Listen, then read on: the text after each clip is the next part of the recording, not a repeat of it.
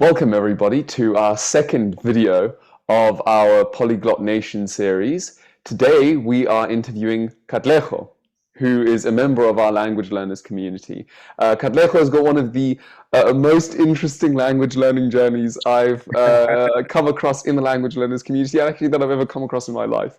So I'm a lot like you. I don't actually know fully all of the details, so I'm about as curious as all of you will be to learn about more about Katleho and his reflections on language learning and his experience learning foreign languages. So, Katleho, how about there's a perhaps some of the most popular languages that I've come across are French, Spanish, Portuguese, German, but you speak Mandarin, correct? Yeah, And I apparently. am exactly, and I am very curious about how you achieved this. So, could you start Yeah. by introducing yourself, and then telling us what languages you've learned and what motivated you to learn them? No, of course. First of all, I think just a huge thank you for having me. I've said this off the call before. Work that you and the city are doing is phenomenal, and I'm Thank you. inspired. And just being able to be part of it is a real honor for me. So, thank you very much for having me, and I hope you guys keep going. I can't imagine it to be an easy thing, but you guys are doing amazing work, and I just wanted to cheerlead publicly. Yeah, with that being said, my name is Katleho Ntahale, very difficult name to pronounce. Um, yeah, I am originally from the Free State province, a very tiny township called Dipelaneng Hop House. The family has recently just moved to Bloom. By recently, I mean by 10 years ago. So that's basically the new home. Um, and yeah, for our purposes today, I'm here to speak about my experience learning languages, in particular Mandarin. That was my first foreign language, which was obviously a very different experience for me. Um, Basically, how I got to learn Mandarin was just not. It's actually a very long story, but I'll try and make it short, right? So I was doing my first year as a law student, and I wanted to do something different. I could see that I was heading in the conventional, high school, university, work, get married, have kids, and then take them through the same system. So I really wanted to do something different. I wanted to challenge myself. I knew that I loved law professionally, but I knew that I had other interests. So languages are a big part of the things that I really love and enjoy.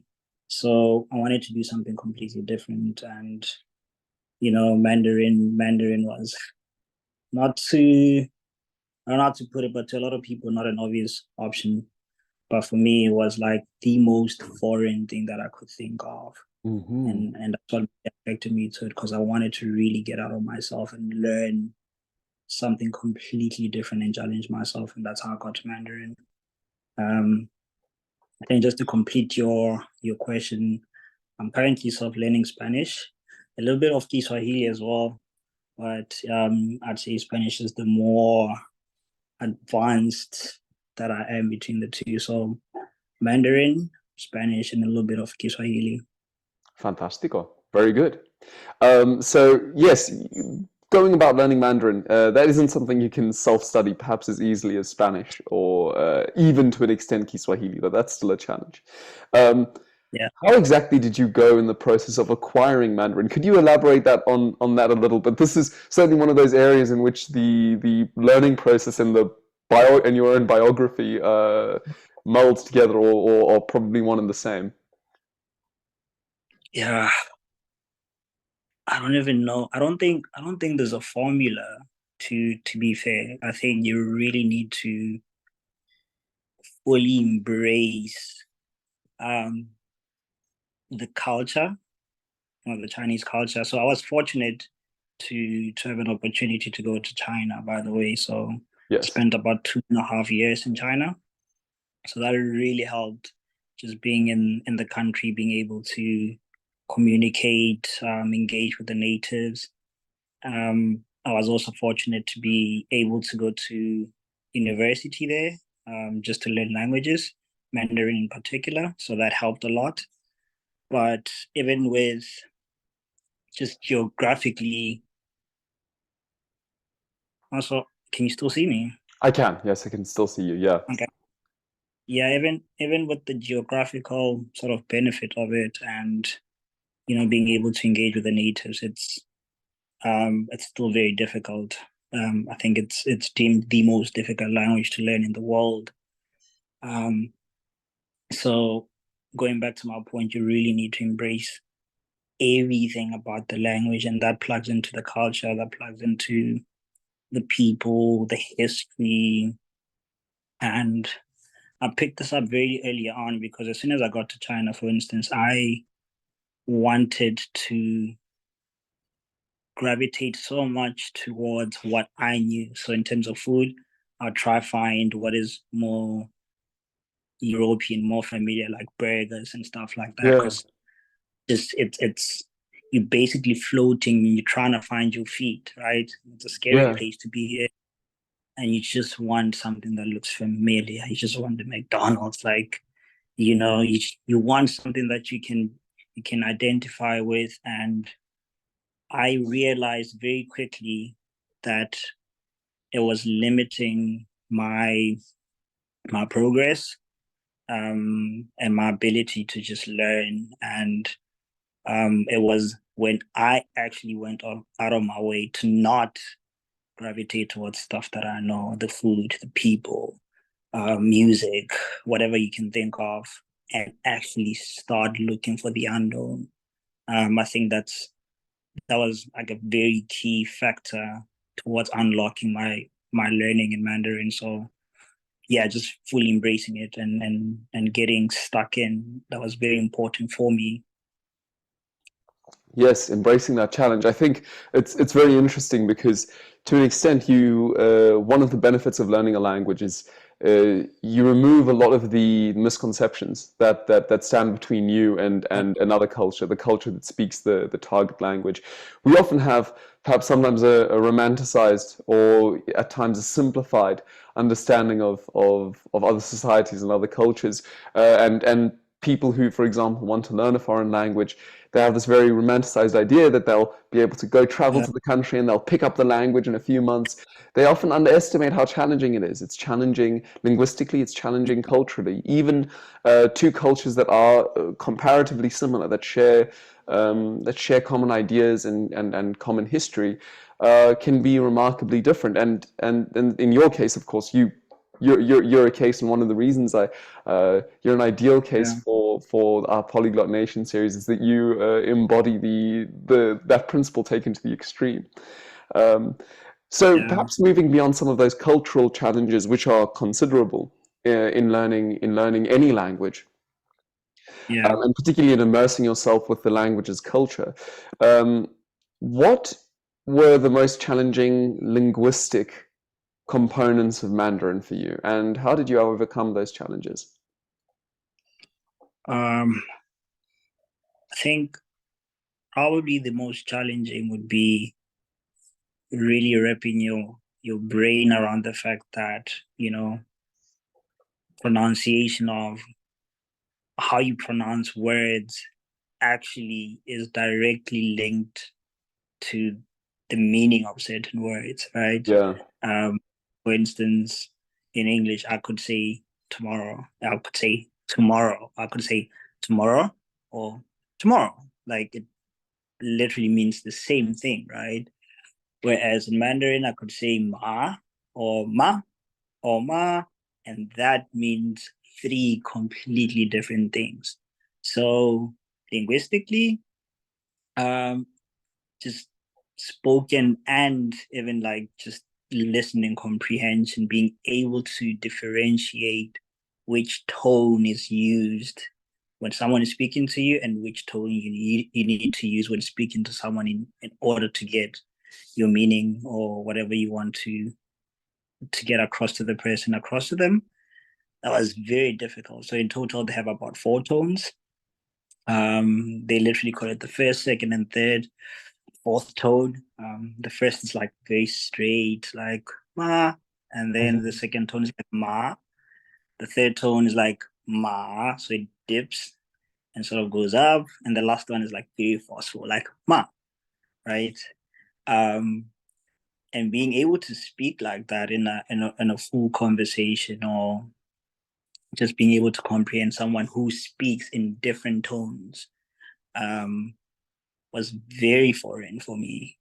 Yeah, Um, I can think of an example when someone is just saying something as basic as their phone number to you, and it's like, it's going up, down, it's dipping, it's going straight, it's ridiculously different, and that for me was probably the most challenging part of the grammar, the sort of pronunciation, the listening comprehension, and everything. Really, just being able to really learn and be mindful when speaking, because you could really be swearing at someone when trying to give them a compliment if you're not really careful of it. Yeah.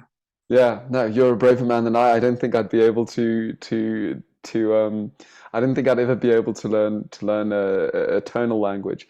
Um, Nah, so it was great. And I think maybe if I could add to that just yeah, briefly is like the fact that they don't have alphabets, coming from a background where you learn English, where you learn, like, I'm from South Africa. My home language is Sesotho. Everything, you have alphabets, you don't have that there, so you can't even go to the basics. Like, yeah. you can't. Yeah, it's ridiculously different, the fact that you can't actually plug it into these other alphabets, and if I take this alphabet and this one, put them together, this is probably how it's going to sound. You don't have that, so you have to learn things on face value. You have to learn it as it is, in isolation, and then try put everything together with those different with the different tones that I spoke about. It it's very difficult, but it's almost amazing how it sort of starts being intuitive with practice. And yeah, it's just more time there and speaking and embracing everything. So amazing how it goes from completely foreign to intuitive. Yes, and speaking of it being intuitive, I'm not the best judge, of course, but Katleho's got excellent Mandarin pronunciation, and anyone who's interested in seeing that, the audience who are interested in seeing that, should go to our Instagram channel, where we have a recording of Katleho at a karaoke bar singing We'll do a romance song in Mandarin, which is it was very impressive. I think everyone in the whole room was shocked when he stood up on stage and then suddenly started singing in a completely unexpected language. It was amazing. So yes, I recommend that all of you go and watch that. I don't Uh, recommend that. My I singing is do. I terrible. do. It was quite. I thought it was quite good. Uh, but yeah, so obviously the I mean this is an extremely a long process and a very intense process of language learning. Is there any particular moment that stands out as memorable to you? I think, yeah, definitely. I must have been in China for about just over a year, and this is probably one of the most beautiful moments of my life, and definitely just in terms of learning languages, right? So um, I get an invite from the then premier of the Free State, Mr. Isma Hashule at the time, and he he wanted, as someone who comes from the Free State, um, and who was learning Mandarin. By the way, when I was there, he he had actually helped with the process of funding um, Okay. studies. Yeah, yeah, yeah. So, well, not directly him, but obviously his office of the premier. Yes. So, knowing that I was there, and that I had spent some time there, he invited me to come to South Africa. That was a beautiful moment because I had not been home for like over a year, right? So I had not seen Wow. my family in over a year. But the invite was to actually be on national TV, right? Cool.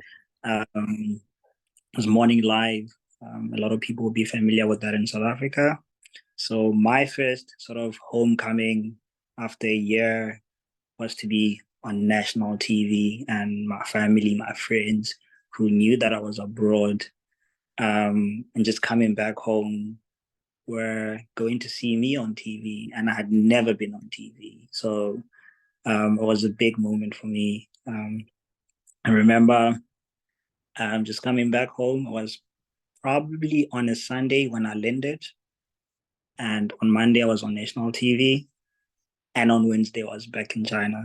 Wow. Um, so literally in about 3 4 days time, I had a roller coaster of an experience, just being excited about being back home, but also knowing that I'm going back home to be on TV for like 5 minutes. But I traveled about 15, 16 hours on a flight to be on TV for like 5 minutes. And that's where my family gets to see me, that's where my friends gets to see me, um, speaking this language that everyone is like, what the heck? How's that even possible? So it's such a surreal experience to think back to. And obviously getting an opportunity to spend a day with my family before heading back to China. That for me is by far in my language learning and my time in China and just like generally in my life one of the most memorable, most beautiful moments that I can think of. Um, so yeah, that really stands out for me. It was really, really cool. Wow. Yeah. Sounds as you said, surreal. Um, Yeah. and so this my next question for you is what the effects of learning a foreign language have had on you personally. Um, Obviously you've discussed some aspects, but I'm thinking more about the way that you think, the way that you approach the world, the way that kind of your reasoning process works now.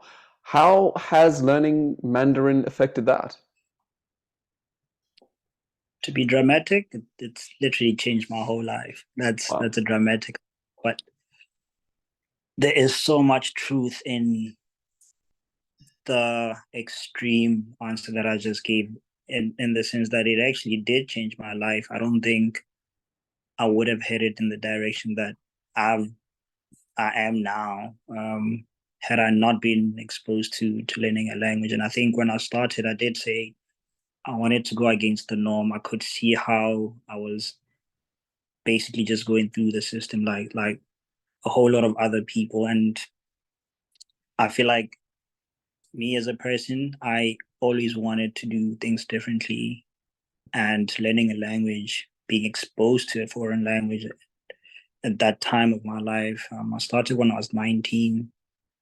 It changed completely the trajectory of my life. So coming back, first of all, I wanted to learn more foreign languages. That already for me was a shift. Interesting. Before that, not really. But after that, I felt like, you know how, I don't know if you relate to this, but they call it like the travel bug. After traveling, you just want to go to the next place. You just want to go to the next place. And I felt like I had that language bug, right? I had learned one and I wanted to learn more, right? Um, Mainly because I discovered parts of myself that I knew I'd never would have gotten to know had I not learned the language. And I fundamentally truly believe that there are certain different parts of myself that are rooted in different cultures and different languages. And I want to get to know more of myself in those different spaces. I'm excited about that. So I'm like, if I don't learn Spanish, I don't really get to know cat, you know, Mhm. from the Spanish perspective, because it really requires like the accent of it, first of all, you can't speak Spanish in the same accent that you speak English or Sesotho or Mandarin. You have to speak a certain way. It evokes different emotions, different personality. So that really changed a lot professionally. Like I said, I'm a lawyer by profession, by the way, but I then wanted to be an international lawyer, right? Interesting. Yeah. Had it not been for languages, I would have been just happy being, a South African qualified attorney. And there's nothing wrong with that. But having been exposed to languages, I wanted to be an international lawyer, right? So having completed my LLB, I wanted to do a master's in international law, something like I started looking for the international in everything that I was doing. So did my master's at UCT, majoring in international trade, international commercial transaction, and that's literally because of my language learning experience. My law firm where I worked before, that was also an international law firm. Um, just tying back into the international approach of everything that I was trying to do. I just started a new job, like I told you, here in Cape Town, and that's also an international company. So literally, professionally and personally, ever since learning my first foreign language, I've just wanted everything that plugs me into the global space. So again, dramatically, but really realistically, it literally changed my life and just my perspective and how I approach personal and professional life. Yeah, I think that's an important insight for language learners in general. I think so often we hear people who are embarking on the process, perhaps for the first time of learning a foreign language, and their question is often, "How many years will it take me to learn this?" Right? Yeah, Can I learn French within 2 years?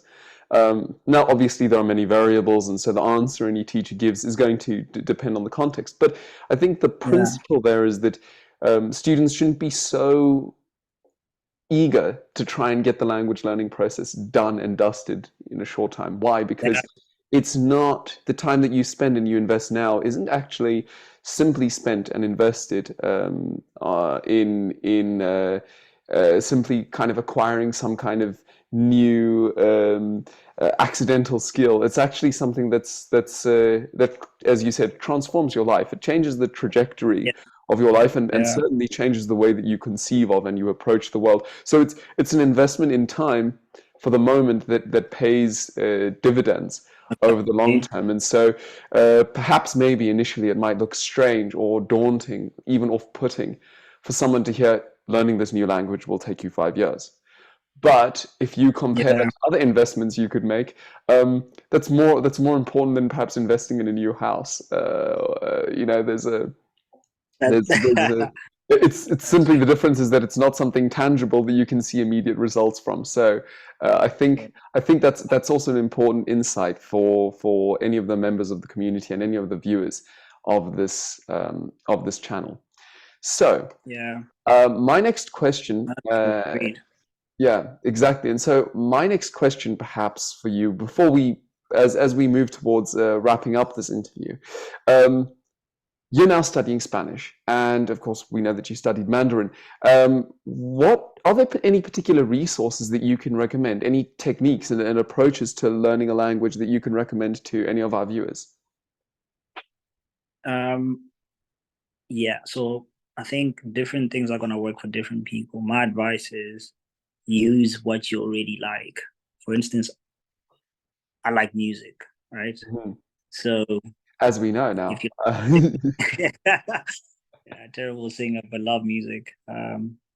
If you like music, like use the music, gravitate towards the music. If you enjoy just cooking, trying out different recipes, eating out, go out to the restaurants, engage with the menu, try cook the food. So my point is, like, people have different hobbies and different interests. I would recommend just using what you already know you like, because then it's not gonna be, you won't be trying hard to sort of digest and engage with the language, you are actually just extending on what and who you already are. So I can't obviously tell what people like, but everyone would know what they are into and what really sets their hearts on fire, what they find really interesting. So if it's movies, if it's music, if it's reading, if it's sports, you know, you can find that in every language. So for readers, they'll find books. For music lovers, to listen to more music. Like I said, for people who are into food, engage with the food. More often than not, you have people who are interested in more than one thing, and you can really try use a combination of of the things that you really like. Um, Basically, feels like you're just engaging with your own hobby, but like goes without saying that with languages, certain things are just basically must do's, like just being able to read, being able to write. There's nothing that you can't really get away from, right? So I would also say invest a whole lot of time in getting the fundamentals of reading, writing, um, underway, so that when you are actually engaging with your hobbies, you're building on a strong foundation um, of the language principles. But yeah, to make it an enjoyable experience, just do more of what you really like. It's really that easy, because it's not gonna feel like you're learning. It's not gonna feel like it's a job or you're trying too hard. You're basically just enjoying yourself, having a good time with the things that you would have in any case been having a good time with and engaging with. So you already know what you like. Do more of that in your language learning, and it's gonna pay dividends. Awesome. Yeah, excellent, excellent advice to finish off this interview. Katleho, it's been an absolute pleasure. Thank you for sharing your language learning journey with us. I was intrigued and I really wanted to Oh, know more about it, and now I do. And so do our viewers. So again, an enormous thank you for your time today. And is there no. anything that you'd like to leave the viewers with before we finish this, before we conclude this interview? I think anyone who wants to learn language for whatever reason, I would especially if you are very young, and by young I mean, as young as you are, literally you could be 60. um, this is the youngest that you're ever gonna be to start learning a language, whatever age you are. So don't think it's ever too early or too late in your life. If you really want to do it, start now and have fun.